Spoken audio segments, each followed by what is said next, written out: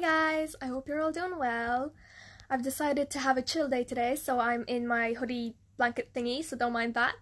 I just wanted to go back to something that I had up on my stories this week. I won't be dedicating a specific day to putting up videos anymore, just because I don't really know what my week is going to be like, and I don't want to be promising that I will have a video up on a Monday and then be disappointing anybody. So I will just let everybody know before I put up a video what day it's going to be on. Today's little short video is just going to be a top-up on the aftercare system, and it's more so statistics and things that I was able to find myself rather than my own experience. And there is a few surprising things that I didn't actually even know about the aftercare system based off of information that I found on the TUSLA website, and I will put up the links to where I found all the information in my story as well later on, so you can all see where I got the stats from. So I have my little book here to look at the notes that I made, just because I don't want to give any misinformation.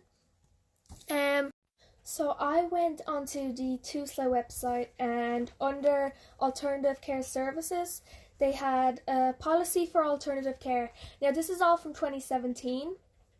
And in this policy, under Statement of Purpose on page 3, they have a bit of information. Now they say that you are able to receive aftercare services up until the age of 21, and it is extended to the age of 23 years if you continue in education. They state that their purpose is a delivery of programs to prepare young people for coming out of care. Now, I personally never received any programs or engaged with any programs to prepare me for coming out of the care system. That was all kind of done with my foster mom. You can also re-engage with the system until you are 21, which I actually didn't know. I thought as soon as you turn 18 and if you refuse to engage with the aftercare services that you would be cut off. They state that the aftercare services is provided on a need for assistance basis, so they assess the type of need that you would require and the type of assistance that you would require, and that is what you are given in the aftercare services. They prioritise accommodation, employment, education, and family support. So that is what they work towards, and that is what they prioritise in the aftercare services.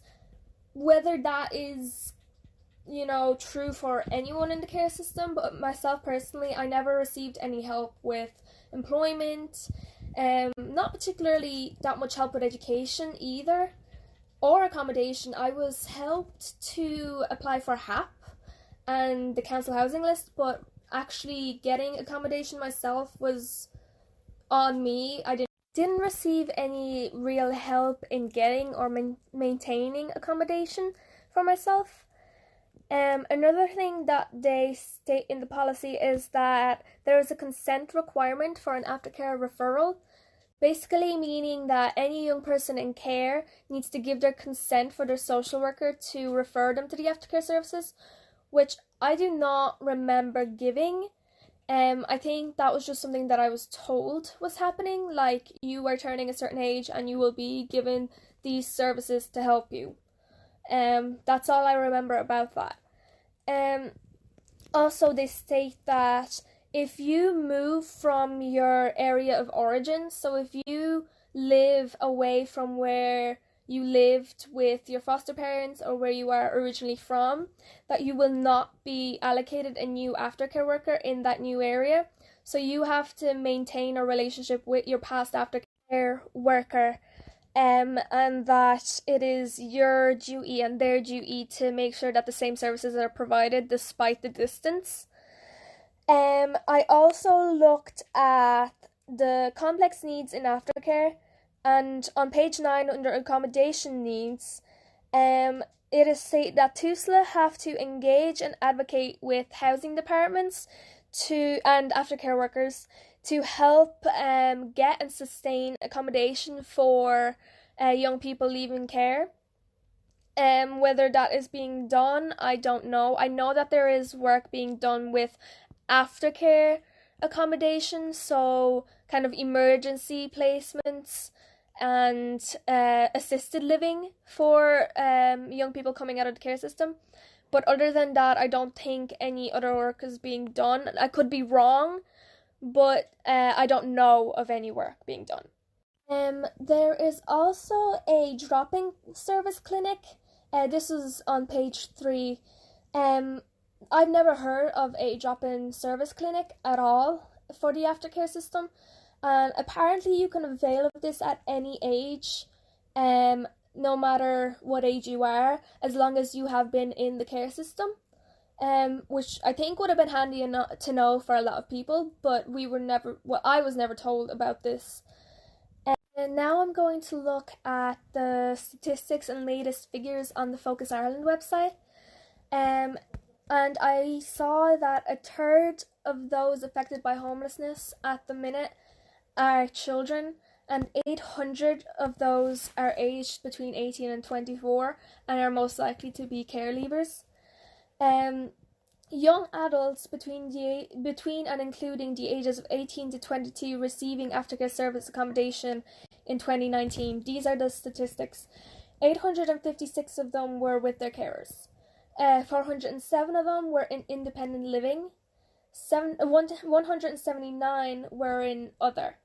175 went home and to obviously their biological families. 96 were in residential placements, 62 were supported lodgings, and 50 were care leavers accommodation. It states that child homelessness increased by 400% over the last 6 years in Ireland. But I actually found something on the Focus Ireland website that I did not know about. A service that they provide is that they provide help with education or training and employment for care leavers, which I think is an amazing service, so well done to Focus Ireland for that. Also, they are partnered with the Irish Aftercare Network, who state that homelessness amongst care leavers has more than doubled from 2014, when it was 418 people, to 2018, where it was 938 people. And they also spoke about hidden homelessness, which amongst care leavers was usually that they were hopping from couch to couch amongst friends and people that they knew.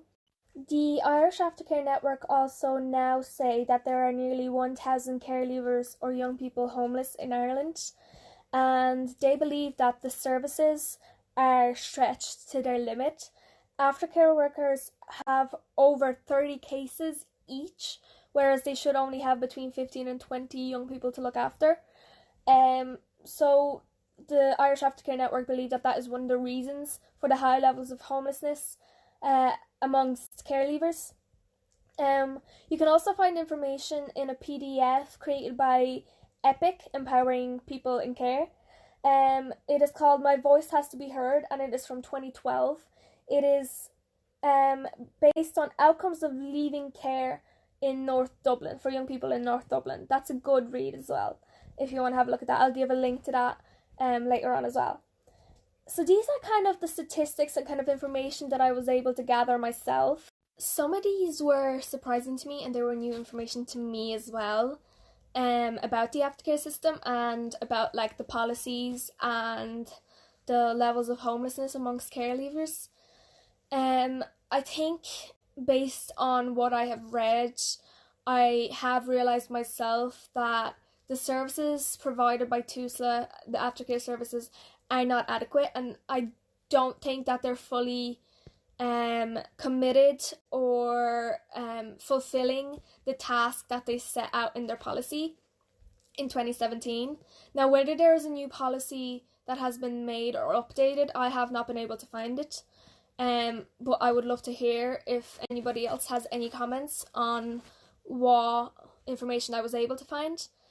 I hope that it was a more informative video for you all, and that if you have any questions at all, don't hesitate to send me a message at all. As always, thank you so much for all your support, and I hope that you can share, follow, like the page so that it can reach more people, and hopefully be able to provide support or guidance for anybody else in the care system or in the aftercare system or having experience of the care system in Ireland. And I will see you all next week. Thank you.